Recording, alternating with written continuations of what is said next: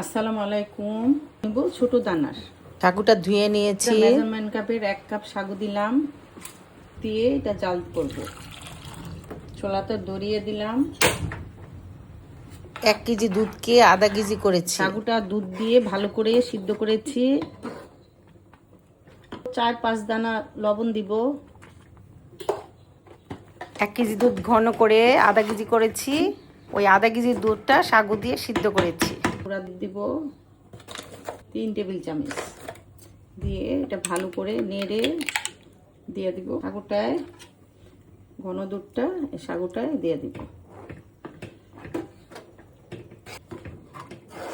Condense milk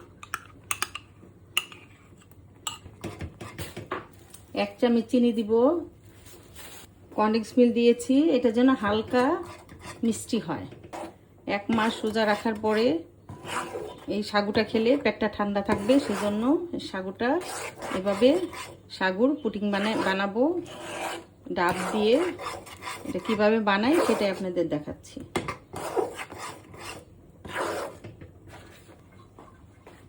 miss agar agar পাটার দিব।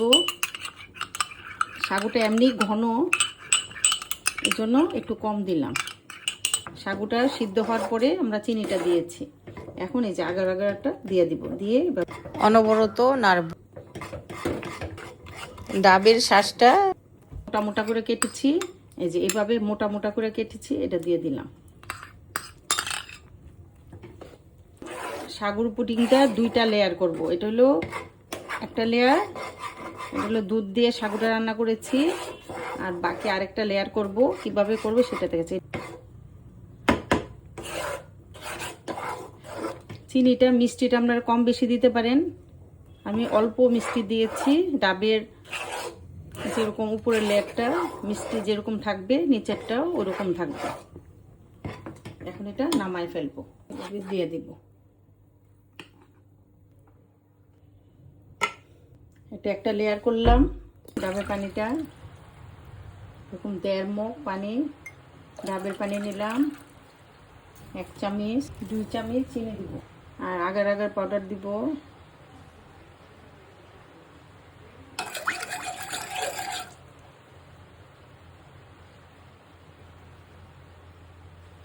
দেড় চা চামচ। চুলাটা ধরিয়ে দিব। এখন পাউডারটা গুলানো হয়ে গেছে।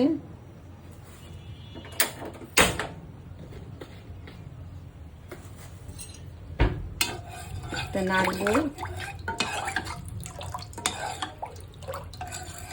আপনারা চিনিটা বেশি খেলে বেশি দিবেন।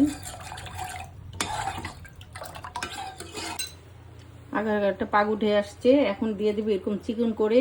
এখানেও 2টা ডাব, আর এটা দিলাম একটা ডাবের ভিতরে নরম শাঁসটা।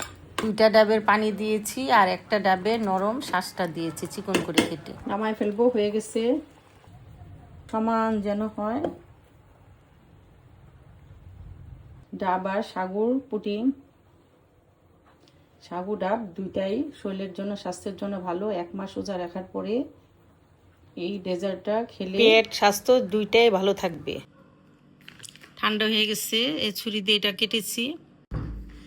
দেখেন কত সুন্দর হয়েছে। এখানে রেখে দিলাম। আল্লাহ হাফেজ।